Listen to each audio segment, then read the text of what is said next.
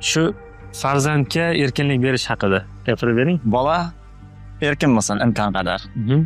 Erkin bo'lsa, ko'proq o'zida bor bo'lgan narsani chiqaradi. Erkin bo'lsa, fikrlashdagi, masalan, nimadandir qo'rqqandan ko'ra, nimadir gapirmasligim kerakdan ko'ra, ko'proq o'ziga ham foyda keltiradigan yoki ota-ona o'rtasida bo'ladigan bo'lsa, ota-onaga ham foyda keltira oladigan gaplarni ayta oladi. Bizda bor-ku, bir kattani bir kichkinaga gapiga quloq sol deganda, nimamiznidir erkin bo'lganligi uchun gapira olsa, biz demak o'sha kamchiligimiz bo'lishi mumkindir, yutug'imiz nimadir bo'lishi mumkin, to'g'rilashga bizda ham imkoniyat bo'ladi. Bolani erkin qo'yish kerak. Imkon qadar. Erkin qo'yish kelajakda nimalarga yordam beradi masalan? Erkin qo'yish boya yig'ilishda suhbat bo'ldi, bir bola gapirganda men gapira olmayman dedi, hayajon qo'rqyapman dedi-ku, u erkin fikrini chiqara olmaydi. Nima qilsa ota-onasidan so'rab qiladi? Ha, xuddi shunday. Qaror qabul qilishni bilmay qoladi.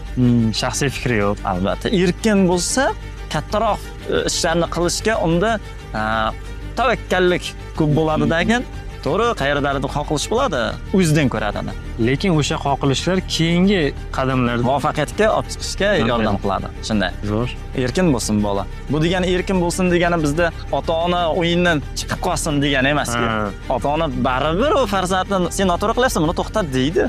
Desin, lekin baribir mustaqil fikrlashga qo'yib berish kerak. Sening fikring qanaqa degan savol berilishi kerak. Albatta. Men masalan qayerdadir kimni qanday fikri bor shunda deymiz-ku davralarda, boya yig'ilish bo'lganda ham kimda qanday fikr bor deganimizda hech kim fikr bildirmadi, mana shunda qotib turdi. Bizda avvaldan bolani erkin qo'ymaslikni hosilini ko'rdik boya. Agar biz bolalarni erkin fikrlashga o'rgatganimizda, fikringni erkin ayta ol deydigan qilib tarbiyalab kelganimizda, boyagi yig'ilishda ko'pchilik kimda qanday fikr bor deganda fikrini aytgan bo'lar edi. Bemalol aytadi. Albatta.